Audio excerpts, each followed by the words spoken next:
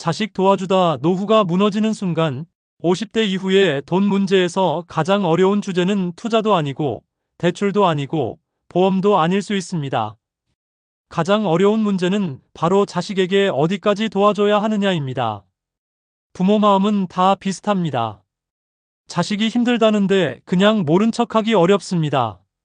전세금이 부족하다는데, 결혼 자금이 필요하다는데, 사업이 어렵다는데, 카드값이 밀렸다는데, 손주 학원비가 부담된다는데 부모가 어떻게 가만히 있겠습니까?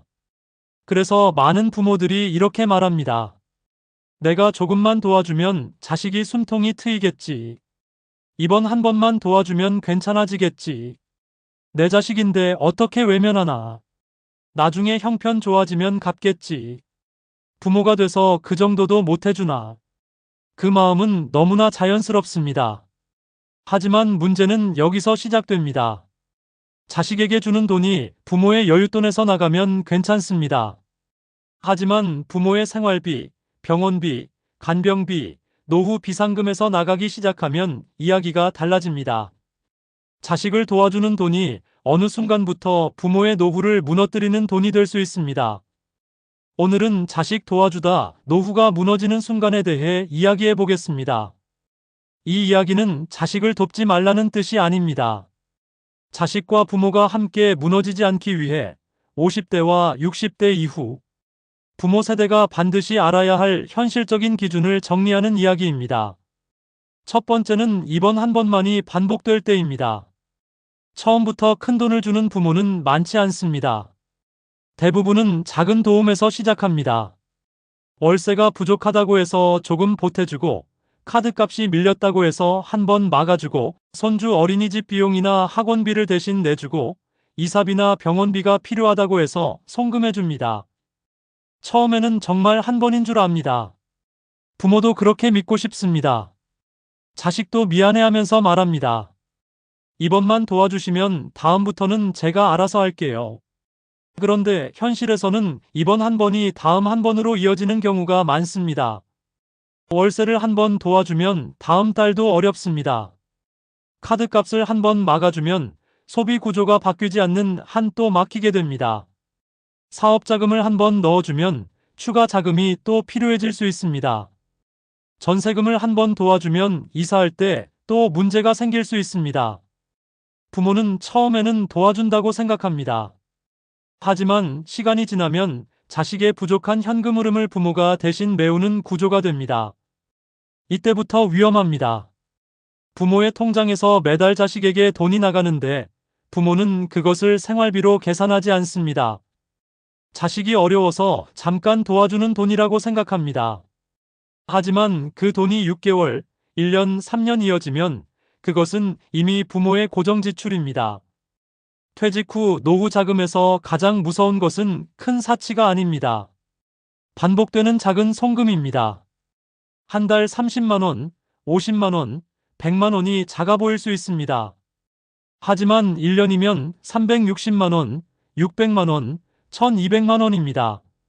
3년이면 1000만 원에서 3600만 원입니다. 이 돈은 부모의 병원비가 될 수도 있고, 간병비가 될 수도 있고, 생활비 비상금이 될 수도 있는 돈입니다. 자식에게 돈을 주기 전에 가장 먼저 해야 할 질문은 이것입니다. 이 도움은 정말 한 번으로 끝나는가, 아니면 반복될 가능성이 있는가? 반복될 가능성이 있다면 단순한 도움이 아닙니다. 부모 노후 재정에 들어가는 새로운 고정비입니다. 두 번째는 자녀의 전세금과 집값을 도와주다 부모의 현금이 마르는 순간입니다. 많은 부모들이 가장 큰 돈을 쓰는 때가 자녀의 주거 문제입니다. 자녀가 결혼할 때 전세금을 보태주고 집을 산다고 하면 계약금을 도와주고 대출이 부족하다고 하면 부족분을 채워줍니다. 신혼집 마련에 부모가 힘을 보태는 것을 당연하게 생각하는 분위기도 있습니다. 물론 부모 입장에서는 자녀가 안정된 집에서 살기를 바랍니다. 월세에 쫓기지 않고 신혼 초부터 불안하지 않게 시작하기를 바랍니다. 손주가 생기면 더 좋은 환경에서 살기를 원합니다. 하지만 여기서 반드시 봐야 할 것이 있습니다. 부모의 집이 있는 것과 부모의 현금이 충분한 것은 전혀 다른 문제입니다. 부모가 집 한 채를 가지고 있어도 매달 쓸 현금이 부족할 수 있습니다. 퇴직 후에는 월급이 끊기거나 줄어듭니다. 국민연금이 나오더라도 생활비 전체를 감당하기 어려운 경우가 많습니다. 건강보험료, 관리비, 보험료, 병원비, 식비, 경조사비는 계속 나갑니다. 그런데 자녀의 전세금이나 집값을 도와주기 위해 목돈을 빼면 부모의 현금 안전판이 사라집니다. 처음에는 괜찮아 보입니다. 통장에 아직 돈이 조금 남아있기 때문입니다. 하지만 몇 년 뒤 병원비가 생기고 배우자가 아프고 집 수리비가 생기고 생활비가 올라가면 그때야 깨닫습니다. 그때 그 돈을 너무 많이 줬구나 하고 말입니다. 자녀 주거 지원에서 가장 위험한 말은 이것입니다. 집은 나중에 팔면 되지. 자식이 잘 되면 나중에 도와주겠지. 그래도 부모가 집 한 채 있는데 이 정도는 해줘야지. 하지만 집은 당장 생활비가 아닙니다. 집을 팔려면 결심이 필요하고 시장 상황도 맞아야 하고 이사도 해야 합니다. 나이가 들수록 주거 이동은 더 어려워집니다. 자녀의 주거를 도와줄 때는 반드시 한도를 정해야 합니다. 내 노후 생활비를 건드리지 않는 범위여야 합니다. 병원비와 간병비 비상금은 절대 손대면 안 됩니다. 배우자와 상의 없이 결정하면 안 됩니다. 다른 자녀와의 형평성도 생각해야 합니다. 그리고 돌려받을 돈으로 계산하면 안 됩니다. 자녀에게 줄 수 있는 돈은 나중에 받을 돈이 아니라 못 받아도 괜찮은 돈이어야 합니다. 세 번째는 자녀 사업자금입니다. 자녀가 사업을 하겠다고 할 때 부모 마음은 복잡합니다. 걱정도 되지만 응원하고 싶습니다. 자녀가 직장 생활에 지쳐 있거나 새로운 기회를 잡고 싶어 하거나 이미 사업을 시작했는데 자금이 막혔다고 하면 부모는 흔들립니다. 자녀는 말합니다. 이번에 조금만 도와주면 살아날 수 있어요. 초기 자금만 있으면 금방 자리 잡을 수 있어요. 다른 사람한테 빌리기 싫어서 부모님께 먼저 말씀드리는 거예요. 이건 진짜 가능성 있어요. 나중에 꼭 갚을게요. 부모는 자녀의 절박한 표정을 봅니다. 그리고 결국 퇴직금 일부를 꺼냅니다. 예금을 깹니다. 보험을 해지합니다. 대출을 받기도 합니다. 하지만 사업은 마음으로 되는 일이 아닙니다. 사업은 실패할 수 있습니다. 아무리 좋은 아이템이어도 상권, 경쟁, 경기, 운영 능력, 원가, 마케팅, 인건비가 모두 맞아야 합니다. 성실한 자녀도 실패할 수 있고 좋은 사람도 숫자를 모르면 실패할 수 있습니다. 자녀 사업자금 지원이 위험한 이유는 한 번으로 끝나지 않는 경우가 많기 때문입니다. 처음에는 창업자금입니다. 다음에는 운영자금입니다. 그 다음에는 임대료입니다. 그 다음에는 직원 월급입니다. 그 다음에는 대출 이자입니다. 마지막에는 폐업 비용까지 부모가 떠안게 될 수 있습니다. 이 과정에서 부모는 계속 생각합니다. 여기서 멈추면 지금까지 넣은 돈이 다 날아가잖아. 조금만 더 넣으면 살아날 수도 있잖아. 자식이 망하는 걸 어떻게 보고만 있나. 이것이 가장 위험한 순간입니다. 이미 넣은 돈이 아까워서 더 큰 돈을 넣는 순간 부모 노후는 빠르게 무너질 수 있습니다. 자녀 사업에 돈을 넣기 전에는 반드시 확인해야 합니다. 사업 계획서가 있는가? 매출과 비용을 숫자로 설명할 수 있는가? 손실이 났을 때 누가 책임지는가? 부모가 넣은 돈은 투자금인가? 대여금인가? 증여인가? 상환 계획은 현실적인가? 추가 자금 요청 가능성은 없는가? 사업이 실패했을 때 부모 노후는 안전한가? 이 질문에 답하지 못한다면 돈을 넣으면 안 됩니다.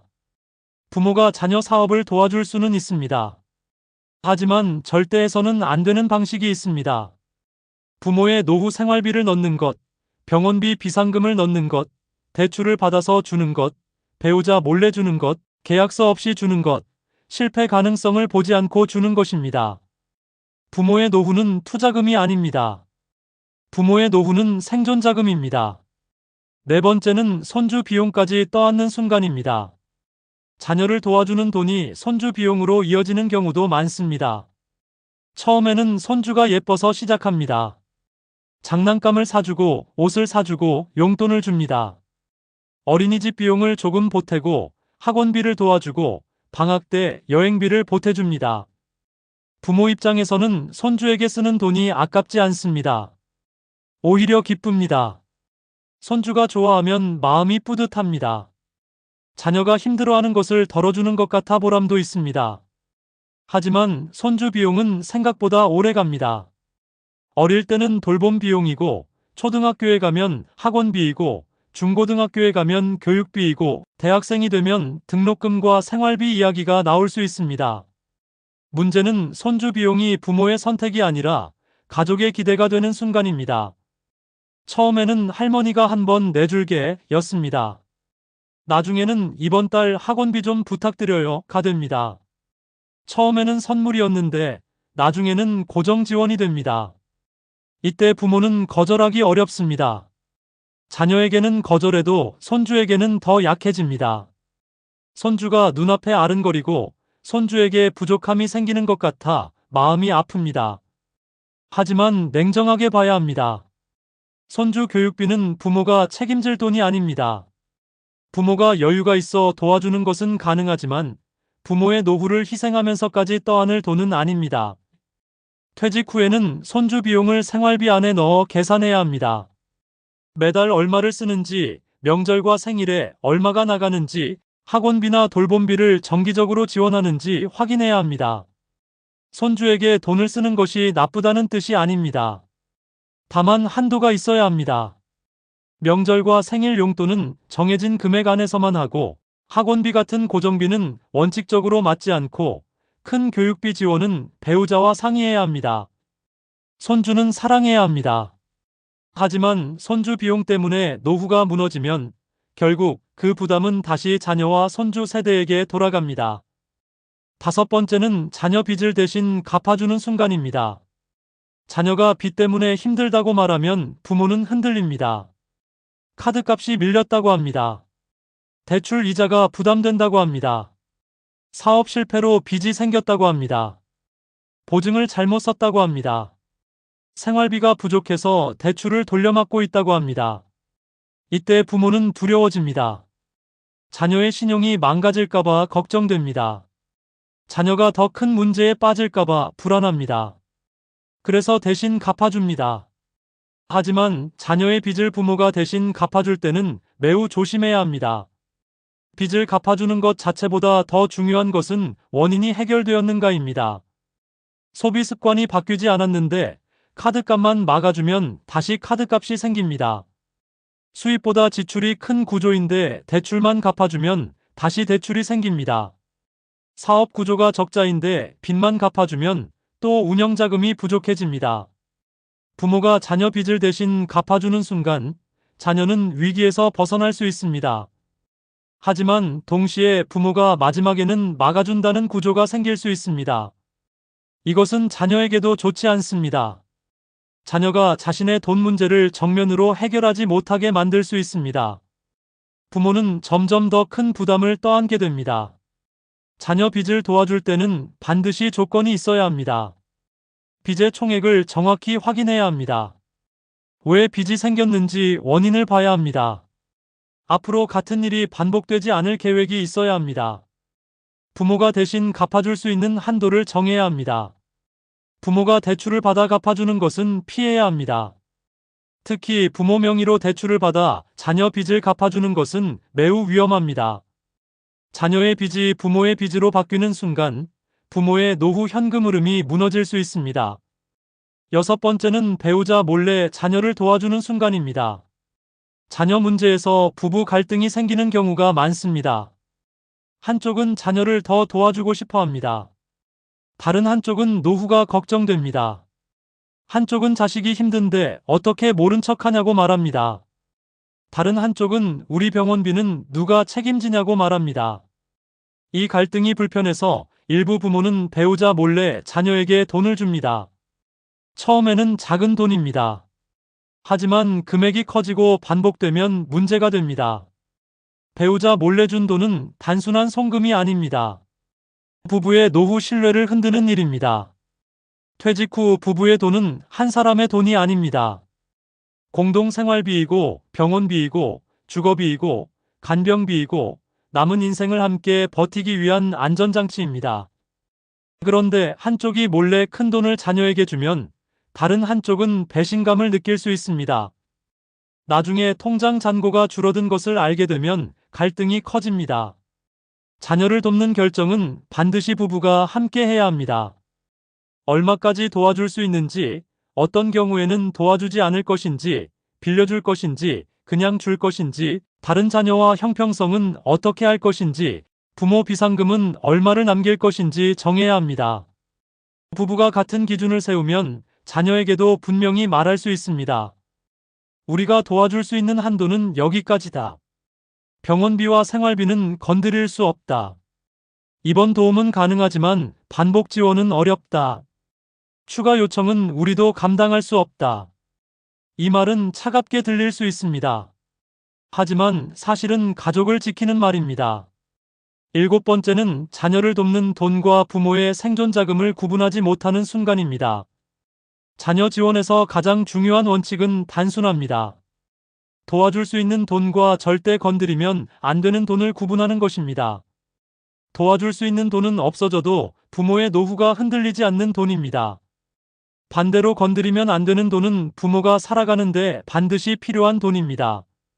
매달 생활비, 병원비 비상금, 간병비 대비 자금, 주거비와 관리비, 대출 상환금, 배우자 치료비, 노후 후반을 위한 예비자금은 절대 쉽게 꺼내면 안 됩니다. 자녀가 아무리 힘들어도 이 돈까지 쓰면 부모의 삶이 흔들리고 결국 자녀에게 더 큰 부담이 돌아갑니다.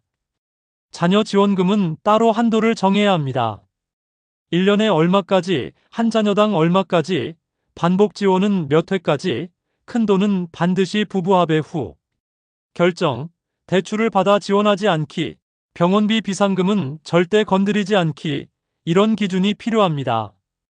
부모가 자녀에게 해줄 수 있는 가장 큰 도움은 돈을 끝없이 주는 것이 아닙니다. 부모가 스스로 무너지지 않는 것입니다. 부모가 자신의 노후를 지키는 것입니다. 부모가 자녀에게 나중에 더 큰 부담이 되지 않는 것입니다. 자녀는 부모의 사랑을 받아야 하지만 부모의 생존 자금까지 가져가서는 안 됩니다. 부모도 자녀를 사랑해야 하지만 사랑이라는 이름으로 자기 노후를 포기해서는 안 됩니다. 이제 오늘 바로 종이에 적어 보십시오. 나는 자녀에게 매달 얼마를 지원하고 있는가? 지난 1년 동안 자녀와 손주에게 들어간 돈은 총 얼마인가? 그 돈이 내 생활비와 병원비를 줄이고 있지는 않은가? 자녀에게 준 돈을 돌려받을 돈으로 계산하고 있지는 않은가? 배우자와 상의 없이 준 돈은 없는가? 자녀의 빚이나 사업 자금을 대신 부담한 적이 있는가? 앞으로도 반복될 가능성이 있는 지원인가? 병원비와 간병비 비상금은 따로 남아있는가? 자녀에게 지원 가능한 한도를 정해두었는가? 내가 도와주지 못한다고 말할 용기가 있는가? 이 질문에 답하기 어렵다면 지금이 점검할 때입니다. 자식을 도와주고 싶은 부모 마음은 잘못이 아닙니다. 그 마음은 사랑이고 책임감입니다.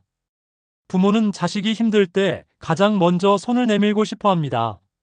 하지만 50대 이후, 60대 이후에는 사랑에도 기준이 필요합니다. 돈을 줄 때도 기준이 필요합니다.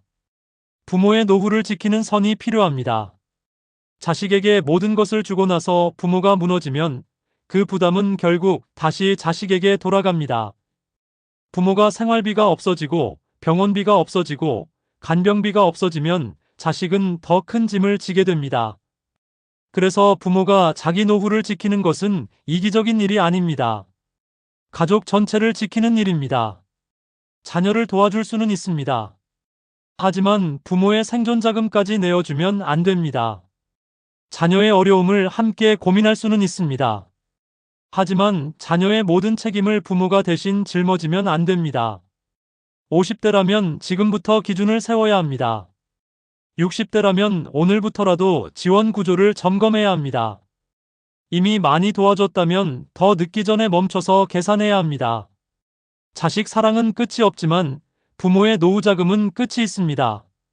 사랑은 계속할 수 있어도 돈은 계속 나올 수 없습니다.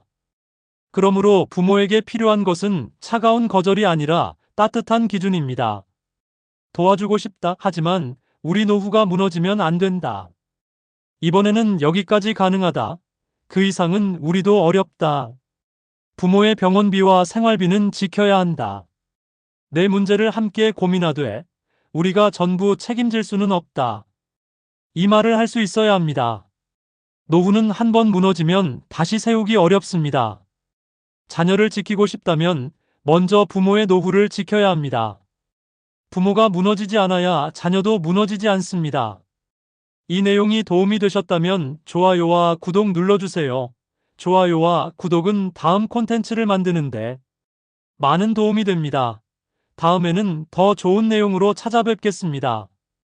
시니어 라이프 가이드 굿뉴스 GNTV였습니다. 감사합니다.